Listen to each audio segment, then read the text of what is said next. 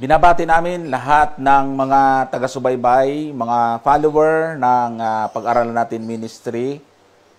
Maligayang panonood sa inyong lahat. Sa maiksing episode na ito, mga ginigiliw ng mga taga-subaybay, ay nais ko pong ipakita ho sa inyo ang bahagi ng tinatawag po nating most popular debate sa pagitan po ng Seventh-day Adventist at ng Ang Dating Daan. Ang ating pong dahilan, mga kapatid at mga kaibigan, sapagkat palagi at paulit-ulit na pinamumukha sa atin ng mga kaanib ng Ang Dating Daan na ang Seventh-day Adventist ay talo na sa debate at ang kanilang laging pinagbabatayan ay yung debate na nangyari po matagal ng panahon ang nakalilipas sa pagitan ng Ang Dating Daan at ang mga Seventh-day Adventist.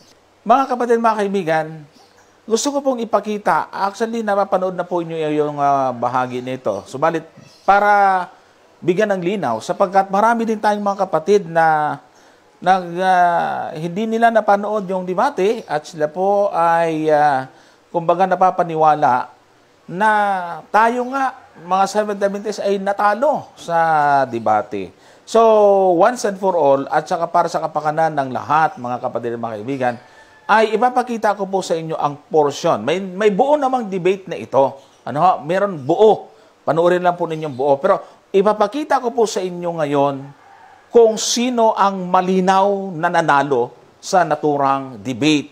So hindi ho natin ipapakita ang buong video. Panoorin naman na lang ninyo sa in-upload po ng Ang Dating Daan na video. Naroon yung buo. Subalit, ang portion kung saan malinaw kung sino ang panalo at talo sa naturang debate, ay ito po ang aking ipapakita. Pakinggan muna natin, mga kapatid at mga kaibigan, kung papaano nagbigay si Brad Eli Soriano ng idea kung papaano natin malalaman kung nanliligaw ang isang tagapagsalita o hindi. So, pakinggan po natin ang kanyang tips para po malaman po natin sino yung dandadaya. Bibigyan ko po kayo ng mga hint para masipan ninyo sa inyong kaisipan kung paano nyo i-discern o malalaman kung inililigaw o hindi ang tindig ng isang nagbabasa. Ayan. So, malinaw ho ang sabi niya, bibigyan ko kayo ng hint kung paano ninyo madidiscern kung inililigaw kayo ng isang nagbabasa. Tandaan po ninyo, siya ang magbibigay ng hint kung paano nanliligaw ang isang tagapagsalita. Ang termino lang niyang ginamit ay ang isang nagbabasa. So, ang ibig sabihin nun, yung isang nagsasalita. Kasi yung debate na ito, hindi man puro basa, tagapagsalita. Tandaan natin, magbibigay siya ng hint kung paano madidiscern ang isang nanliligaw. Kaya yun ang pagbabasihan natin ngayon, mga ginigil na taga-subaybay, kung sino ang nanliligaw sa debating ito o hindi. Pakinggan po natin ang kanyang pagpapatuloy. Mag-uumpisa na po ako. Ang ating tema, patutunayan nila ang 10 utos ng Diyos ang tutuparin sa panahon ito. Malinaw ang kanyang binanggit na paksa. Ang sabi niya, patutunayan nila na tumutukoy sa Seventh Adventist na ang 10 utos ang susundin sa panahong ito. Pansinin niyo mga kapatid na mga kaibigan, pansinin niyo mabuti, patutunayan nila na ang 10 utos ang susundin sa panahong ito. Ibig sabihin ng salitang iyon, patutunayan ng Seventh-day Adventist na 10 lang ang utos na susundin sa panahong ito. Tanong, yan ho ba talaga ang tema? So, tandaan nyo, sabi niya, ay bibigyan tayo ng hint para ma-discern kung sino yung nanliligaw. At saka pansinin po ninyo, mga kapatid, pansinin ninyo, may binasa ba siyang paksa o kinabisado lang niya? Tingnan po ulit natin ang kanyang mga binitawang salita at kung paano niya ito sinabi. Mag-uumpisa na po ako. Ang ating tema, patutunayan nila ang 10 utos ng Diyos ang tutuparin sa panahon ito. Ayan. Malinaw ho, mga kapatid at mga kaibigan, talagang yun daw ang paksa. 10 utos ang susundin sa panahong ito. Pero wala ho kayo nakita na binasa niyang paksa. Sa isang debater, mga kapatid, hindi pwedeng tatayo ka roon na hindi mo babasahin ng walang labis, walang kulang ang paksa. Yun ay isang palatandaan ng nanliligaw at yung tapat na tagapagsalita, mga kapatid at mga kaibigan. Sa madaling salita, yung kanyang ginawa ay titingnan natin yung po ba talaga ang nakasulat sa paksa. Para hindi po tayo magkamali, ulitin nga uli natin kung yun ba talaga ang kanyang sinabi. Patutunayan nila ang 10 utos ng Diyos ang tutuparin sa panahong ito. Ayan. So, yun daw talaga ang patutunayan ng Adventist. Ang 10 utos ang tutuparin sa panahong ito. Mga kapatid, mga kaibigan, wala ho kaming ganyang stand, no? So, tingnan natin kung ano ba ang paksa talaga. Tingnan natin, ho, mga kapatid. Puntahan natin ang sinabi. Yung talagang nasa paksa. So, tanungin ho natin ang Seventh Adventist. Ano ho paksa? Ang paksa po namin. Pakikiapat lang yung paksa. Iyan talaga. Babasahin. Ang paksa po namin. Kinuha, talagang babasahin. Patutunayan ko. O patutunayan namin ka, Doming. Yan. Na ang 10 utos ay dapat pang tuparin ng mga tao sa panahong ito ayon sa Biblia. O, tika. Pareho ba yung sinabi ni Brad Ely doon sa binasa mismo ni Cabert Balinton? Yun din ba talaga ang sinabi ni Brad Ely? O, pakinggan natin uli yung tema na binasa ni Cabert. O, ano daw ang paksa, Cabert? Patutunayan ko. O patutunayan namin ka, Doming. Yan. Na ang 10 utos ay dapat pang tuparin ng mga tao sa panahong ito ayon sa Biblia. Ayun. Yun ang malinaw na nasa paksa, mga kapatid, mga kaibigan. Patutunayan ko, sabi ni Cabert, at unamin ni Kadoming, o ibig sabihin yung Seventh Adventist, na ang 10 utos ay dapat pangtuparin ng mga tao sa panahong ito ayon sa Biblia. Pareho ba yun? Samantalang sabi ni Brad Ely, bibigyan ko kayo ng hint kung kayo'y inililigaw ng isang nagbabasa. Hindi nagbasa. Kinabisuti. Ngayon, ang basahin ni Cabert, ang sabi, patutunayan ng Seventh Adventist na ang 10 utos ay dapat pang tuparin ng mga tao sa panahong ito. Ibig sabihin, hindi lang 10 ang dapat sundin ng mga tao sa panahong ito, kundi kasama ang 10 utos, dapat pang sundin ng mga tao sa panahong ito ayon sa Biblia. Ay ang ginawa ni Brad Ely, kinabisuti niya. Wala siyang binasa. Sabi niya kasi, kahit patay ang ilaw, basahin niya ang Biblia, pati paksa.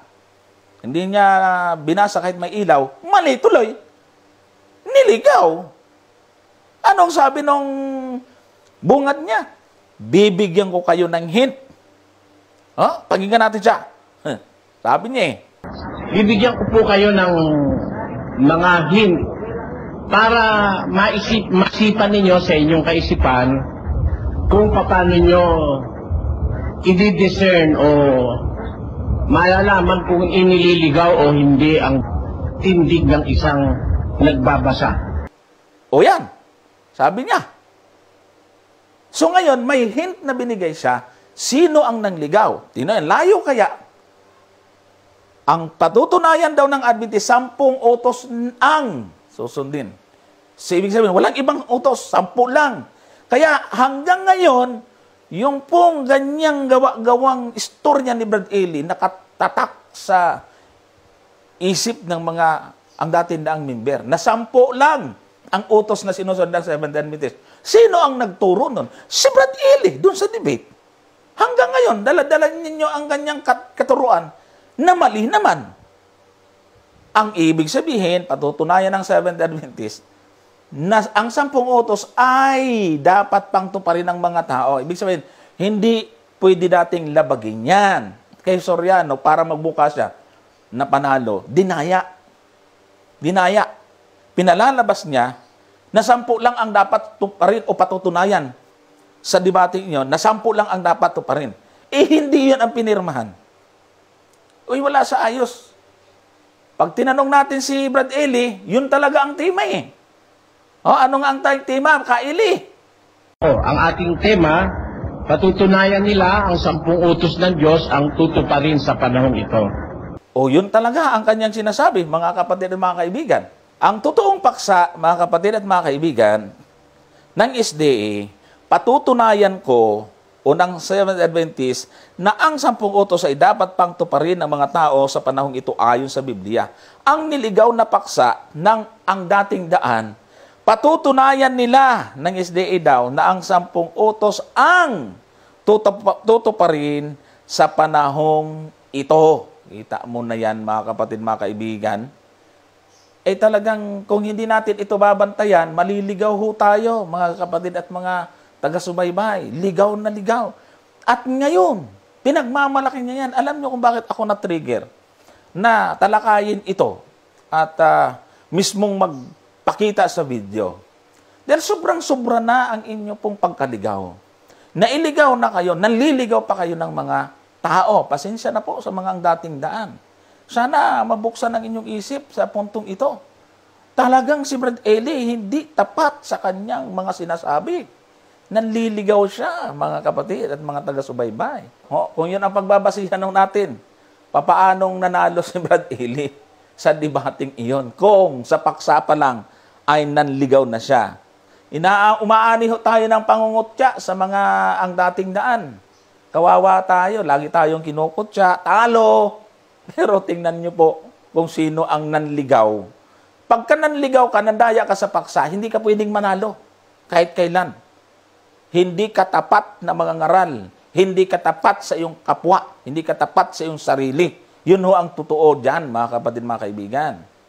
Paano niya pinilipit yung paksa? At paano niya niligaw? Tandaan niyo po yung tema, 10 utos. Yan. Ibig sabihin, kung Biblia pag-uusapan, wala silang dapat tuparing utos na iba. Kita mo na. Kita mo na kung gaano kadaya si Brad Eli. Tinindingan talaga niya. Kaya hanggang ngayon, yun ang akala ng mga miyembro. Wala silang dapat sunding iba. 10 lang. Grabe naman yan. 10 lang. Tama? Yun tao talaga. Ay saan niya kinuha yun? Mga kapatid, saan mo kinuha, Brad Eli, na 10 lang? Walang ibang dapat to pa rin. Abay, kung magaling kang mga ngaral, sana alam mo na hindi doktrina ng Seventh-day Adventist dyan. Kaya kung bumato ka, sablay eh. Bakit? May bautismo ba 10 utos? Bakit? Sino may sabi sa'yo na 10 lang ang sinusunod namin? Gumagawa ka ng doktrina, inilalagay mo sa amin na hindi naman namin yung doktrina. Ikaw ang gumawa niyan eh. Ganyan po ang nangyari, kaya yung iyong mga miyembro ay ligaw. Kaminong, pasok! Ngayon po, ang paksang pinag-uusapan, ang sabi rito ay uulitin ko po ang paksa sa isa panig namin. Babasahin. Patutunayan ko Yan, binasa. na ang 10 utos dapat pang tuparin Yun. ng mga tao sa panahon ito. Ayan ang tama at tapat na tao sa kanyang kapwa. Babasahin. Kaya doon pa lang, kahit na sinong judge ang maging moderator, talo si Soriano. Ang linaw ng pagkabasa ni Cabert, binasa ni Kamenong, ang 10 utos ay dapat pang tuparin ng mga tao sa panahong ito ayon sa Biblia. Hindi yung 10 lang ang dapat nilang tuparin.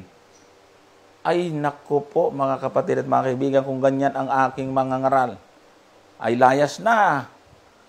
Delikado ho tayo dyan, mga kapatid. Tuloy natin. Pinag-uusapan, ang sabi rito ay uulitin ko po ang paksa sa isa panig namin. Patutunayan ko na ang 10 utos dapat pang tuparin ng mga tao sa panahon ito, ayon sa Biblia. Wala hong ibang nalalaman dito, kundi ang pag-uusapan lamang ay yung 10 utos dapat kang tuparin. Hindi naman sinasabi dito na 10 utos lamang at wala ng iba na dapat parin. Yun po lamang ang ibig kong ibalik, sapagkat napansin kong sinabi ni Kaeli na mayroon pang sinusunod na kabawalan sa pagkain, ikapo, at iba pang mga bagay. Pero hindi na po kasali yun sa paksang pag-uusapan ngayong gabi. Kaya hindi ho tayo lalabas sa tanging 10 utos lang ang siyang paksang pag-uusapan ngayon at walang ibang kasama ito.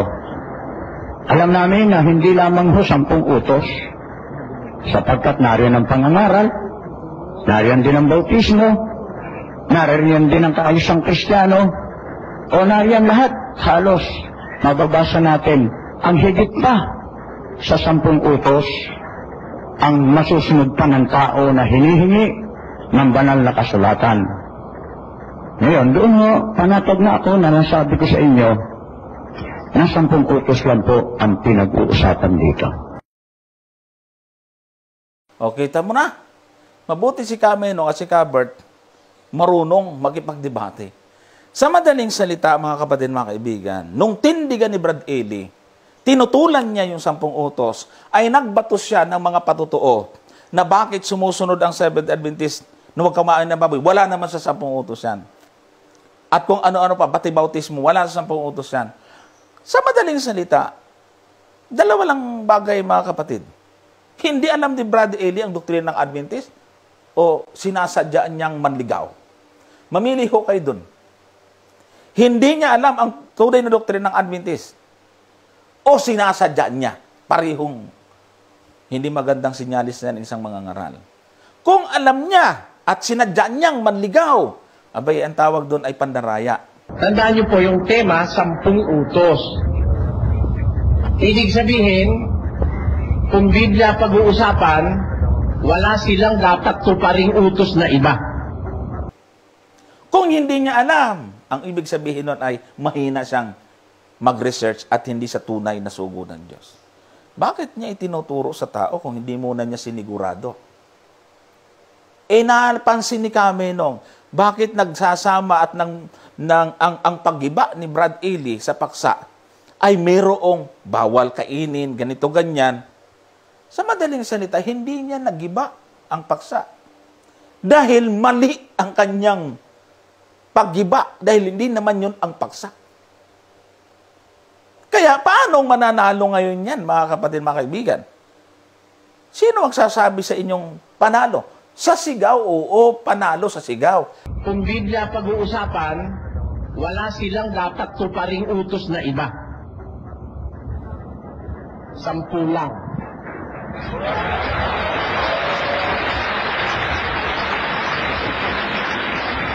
Ay, ang debate hindi naman nadadaan sa sigaw yan. Ay, kung gusto niyang sigaw, ay doon kayo sa sabungan. O kaya sa piryahan. O kaya kung saang karnabal. Yun, panalo talaga sa hiyawan. Pero kung sa katotohanan, mga kapatid, mga kaibigan, malabo yun malabo.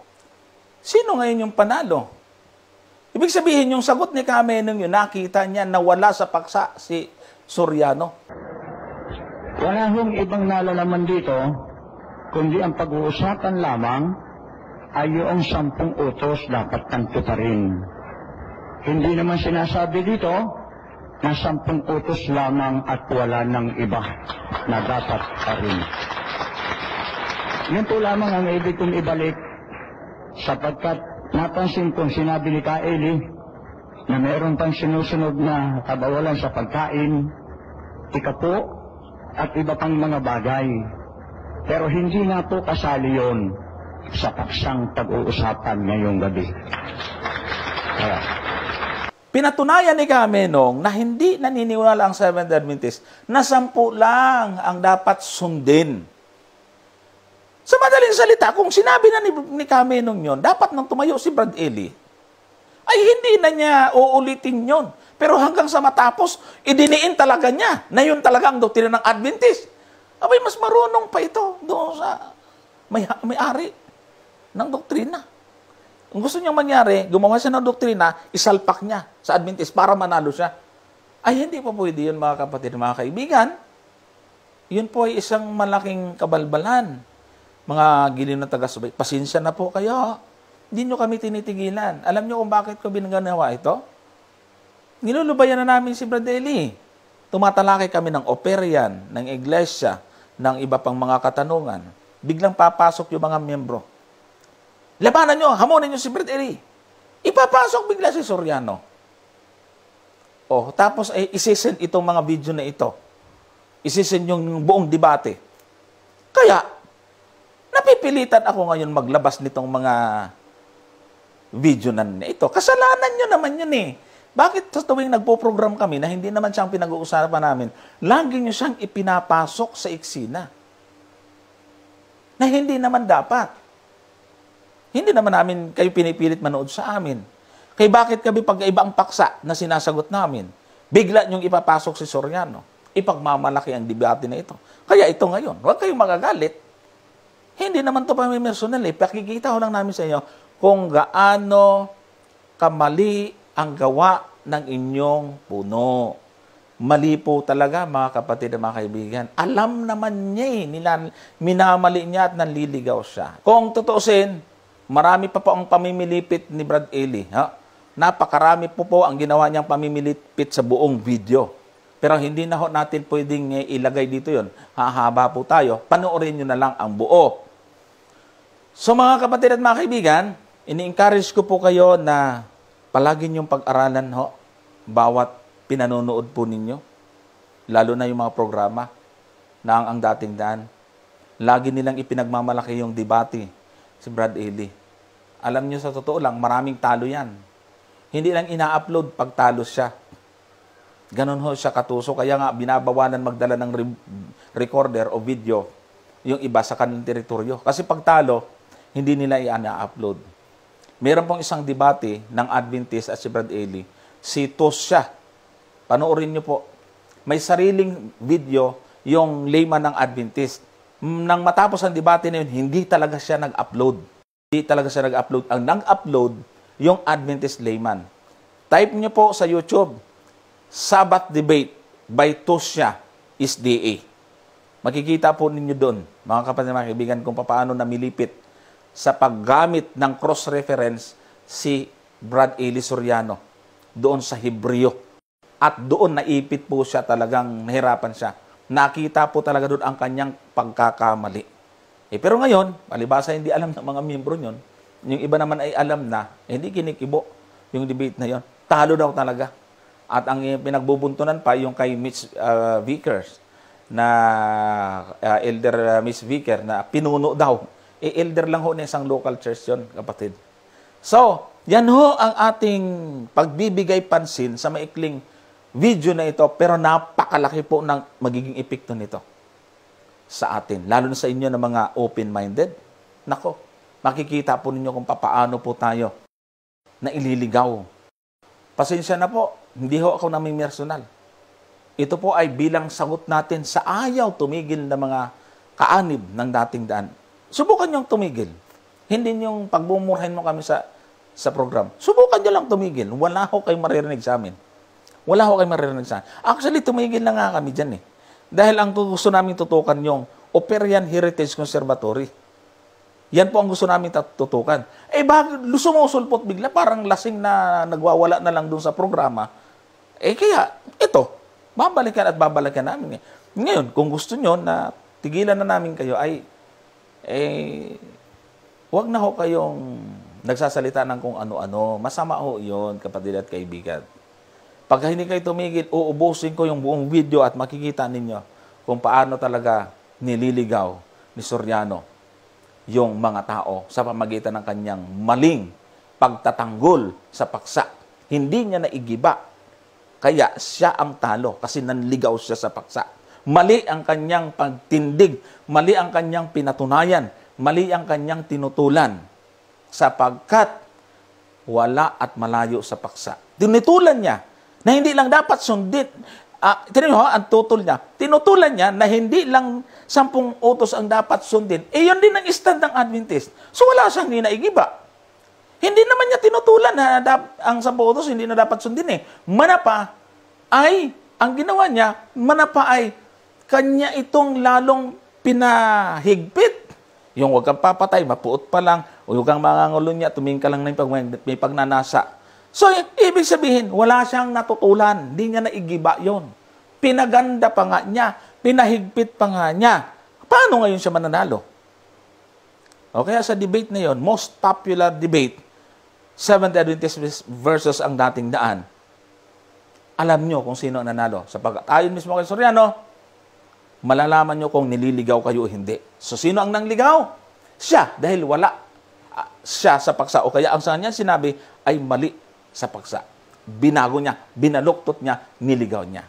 So, mga kapatid, mga kaibigan, abangan pa po ninyo ang ibang episode ng pag-aralan natin sa pagtutuwid sa mga panampalataya o mga hidwang panampalataya kahit ang denomination ay kapag ka nasasagasaan na ang panampalatayang Seventh Adventist, narito kami para ipagtanggol ang katotohanan na ating taglay sa panahong ito bilang kaanib ng nalabing iglesia.